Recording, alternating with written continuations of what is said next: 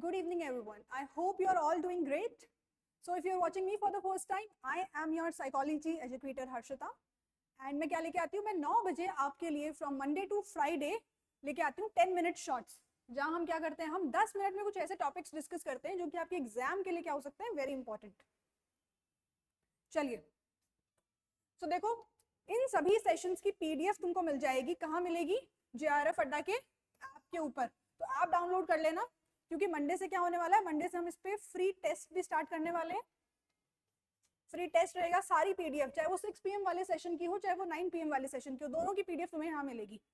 इसके अलावा every Sunday तुम्हारा मॉक टेस्ट होगा और हर 15 दिन से काउंसलिंग सेशंस भी लिए जाएंगे, दैट इज ऑल्सो फ्री.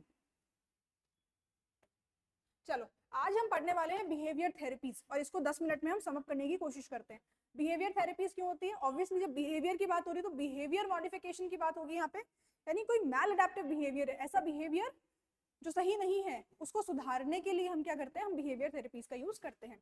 इसको भी अपन 2 पार्ट्स में पढ़ेंगे. आज हम पढ़ने वाले हैं classical conditioning based therapies. Classical conditioning based therapies होगी और ऑपरेंट कंडीशनिंग बेस्ड थेरेपीज होंगी. वो दोनों को हम अलग अलग देखेंगे. देखो, सबसे पहले क्या है तुम्हारी एक्सपोजर थेरेपी. एक्सपोजर थेरेपी क्या है कि आपको एक्सपोज किया जा रहा है.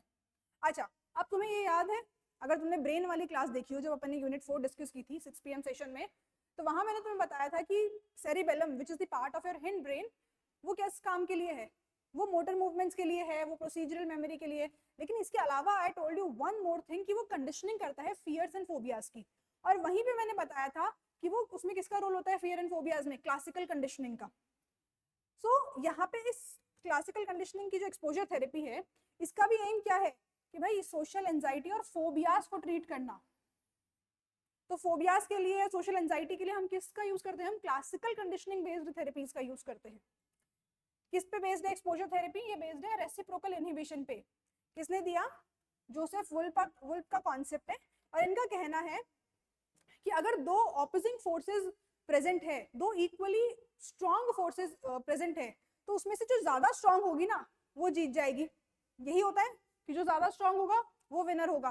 तो यहाँ पे भी यही रहता है कि अगर 2 ऑपोजिंग फोर्सेस है, तो उसमें से जो वीकर फोर्स होगी ना, वो क्या कर देगी, वो हार जाएगी और आपकी स्ट्रॉन्ग वाली जीत जाएगी. तो इसका मतलब ये है कि फोबिया है और उसके साथ में let's say you are giving a relaxation technique, तो उसमें से जो ज्यादा स्ट्रॉन्ग वही विनर.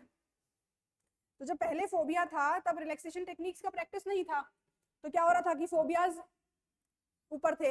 अब क्या हमने क्या किया, हमने टेक्निक्स यूज की और रिलैक्सेशन टेक्निक्स को स्ट्रॉन्ग कर दिया. हमने एक इंडिविजुअल को सिखाया कि how to practice relaxation techniques, how to use them. तो उससे क्या होगा, आपका फोबियाज नीचे चले जाएंगे और आपकी मतलब फोबियाज रिड्यूस हो जाएंगे. अब इसमें क्या क्या आएगा, सिस्टमैटिक डिसेंसिटाइजेशन. सिस्टमैटिक डिसेंसिटाइजेशन में क्या होता है, आप स्टेप्स में सिखाते हैं. यानी कि माइल्ड एंजाइटी प्रोवोकिंग सिचुएशन से आप उनको हाई एंजाइटी प्रोवोकिंग सिचुएशंस की तरफ लेके जाएंगे, लेकिन धीरे धीरे. और उसके साथ में आप क्या करेंगे, उसके साथ में आप उनको रिलैक्सेशन टेक्निक्स भी सिखाएंगे कि कैसे कैसे आप क्या कर सकते हैं, अपने डर को कम कर सकते हैं. वो चीज आप उनको सिखाएंगे. अब फ्लडिंग और इम्प्लडिंग में क्या होता है, इसमें सडनली आपको एक्सपोज कर देते हैं आप उन्हें, जिस फियरफुल ऑब्जेक्ट या फियरफुल सिचुएशन है उसे सडन एक्सपोजर होगा, अचानक से उनको उसी के पास ले आएंगे. और प्रोलॉन्ग ये मानता है कि अगर प्रोलॉन्ग एक्सपोजर दिया जाए, यानी बहुत लंबे समय तक उनको उसी में रखा जाए, तो उनके पास कोई ऑप्शन नहीं है उससे निकलने का. तो क्या होगा, उन्हें ये रियलाइज होगा कि भाई जितना मैं समझता था ना कि डरावनी सिचुएशन है, ये उतनी नहीं है. सो अब लेकिन इम्प्लडिंग में क्या होता है, इम्प्लडिंग में इमेजिन कराया जाता है उनको. एंड सी इमेजिनेशन में भी उनके लिए उतना ही इक्वली फियरफुल है, क्योंकि जिनको फोबिया है तो उनको वो इमेजिन करेंगे उसके बारे में तो भी उन्हें डर लगेगा. ऐसा नहीं कि वो सामने आएगा तो ही होगा क्या. तो इम्प्लडिंग क्या होता है, इमेजिनेशन बेस्ड है. यहाँ पे वो आता है इमेजिन करो तुम्हारे सामने ये डॉग है, अगर उनको कुत्तों से डर लगता है तो यहाँ पे इमेजिनेशन होती है, इमेजिन करवाया जाता है. और ये क्या है, इन विट्रो, यानी कि लैब्स में होता है. लैब में होने का सेंस है कि कोई रियल ऑब्जेक्ट नहीं प्रेजेंट है यहाँ पे. फ्लडिंग क्या होगा, if they are fearful of dogs, तो उनको किसी डॉग के सामने लाके छोड़ दिया जाएगा कि देखो बैठो इसके पास, ये नहीं खाएगा तुम्हें. That is flooding. तो ये क्या होता है, ये इन वीवो होता है. और यहाँ क्या होगा, रियल एक्सपोजर.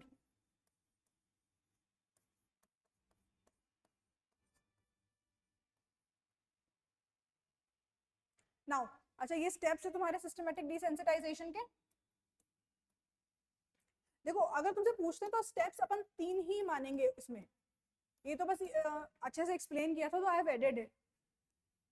सबसे पहले क्या होगा, सबसे पहले रिलैक्सेशन टेक्निक सिखाई जाएंगी इंडिविजुअल को, फिर आप हायरार्की में फियर्स को प्रेजेंट करेंगे। सबसे पहले माइल्ड एंजाइटी प्रोवोकिंग से लेकर इंटेंस फियर प्रोवोकिंग, तो इस तरीके से आप प्रेजेंट करेंगे उनके, और साथ में क्या सिखा रहे हो, relaxation technique. Next third stage में, लास्ट स्टेज में क्या होगा, वो कंबाइन हो जाएगा कि क्या हो रहा है, फियर भी आ रहा है, फियर प्रोवोकिंग ऑब्जेक्ट्स भी आ रहे हैं, और साथ में रिलैक्सेशन टेक्निक्स भी वो प्रैक्टिस कर रहे हैं। तो जैसे जैसे वो प्रैक्टिस करेंगे तो क्या होगा, उनको डर लगना कम हो जाएगा। ये वही जो सेम चीज अपन पीछे पढ़ के आए हैं वो सारा का सारा हिंदी में है तुम्हारे। अब है तुम्हारी एवर्जन थेरेपी। एवर्जन थेरेपी क्यों दी जाती है, अगर ऐसा कोई बिहेवियर जो कि सही नहीं है उसको हम पेयर करते हैं एवर्सिव स्टिमुली के साथ या स्टिमुलस के साथ में। मीनिंग कि कोई ऐसा बिहेवियर जो आप सही करना चाहते हैं उसको आप ऐसे किसी चीज के साथ पेयर कर देंगे कि जो रिस्पॉन्स आए वो खराब आए। जैसे कि ये कहाँ यूज होता है, ये एडिक्शन में, सब्सटेंस अब्यूज का एडिक्शन है। तो आप समझे कि अल्कोहल है, कोई इंडिविजुअल अल्कोहल लेता है, उसको क्या होगा, उसको पेयर कर दिया एंट अब्यूज के साथ में, ये क्या करती है, ये वॉमिटिंग लेके आती है। तो अब क्या होगा, इंडिविजुअल वॉमिट करेगा। अब उसको क्या लगेगा, जब ये कंटिन्यूस बार बार पेयर किया जाएगा तो क्या होगा कि जैसे ही अल्कोहल लेगा उसको अपने आप ऐसे फील होने लगेगा, कैसा, कि ही वांट्स टू वॉमिट। सो ये हुआ आपका एवर्जन थेरेपी।